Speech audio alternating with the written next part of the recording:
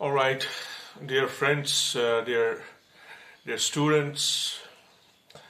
Uh, in this video, I would like to give you an idea about a crude idea about wave function. And to start with, if we take an example of sound, suppose sound propagates in a material medium. It is evident that the pressure of that material medium is influenced by the propagation of sound. So I should say that that this propagation of sound is characterized by the variation of pressure in that medium. So we can say that the pressure is a variable, and this variable is associated with the propagation of sound. Similarly, if we take an example of electromagnetic wave, the propagation of electromagnetic wave, for the sake of argument, if we assume that a light wave is propagating from one point to another point in a medium, then in that medium there is a variation of electric field and magnetic field. So we can say that the electric field and magnetic field, these are the variable quantities that are associated with the propagation of electromagnetic wave. In the similar way, as we have been discussing de Broglie matter waves, so there is a group of waves that's associated with the material particles, and the amplitude of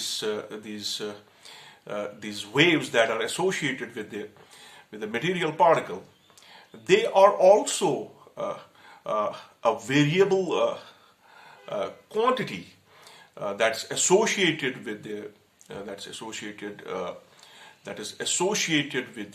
their propagation.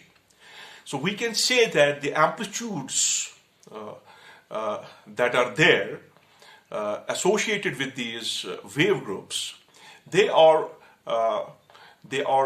variables associated with de Broglie matter waves. Now, if I take an example of an electron revolving around the nucleus, for the sake of argument, assuming that this electron is revolving around the nucleus with some fixed orbit, then in accordance with de Broglie matter waves, this electron must have a group of waves associated with it. Now, we can treat these waves that are associated with this electron as standing waves for the sake of argument.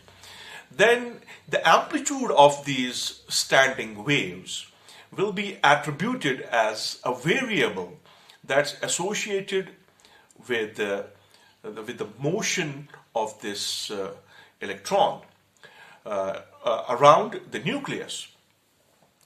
So, if I have to boil down these crude ideas that I have been trying to illustrate here, these amplitudes that are varying in association with the propagation, with the motion of electron revolving around the nucleus, we represent this thing by a function, a complex function.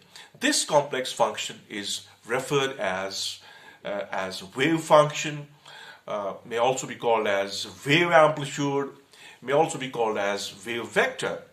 This wave function is a complex mathematical quantity, and this wave function cannot be directly calculated.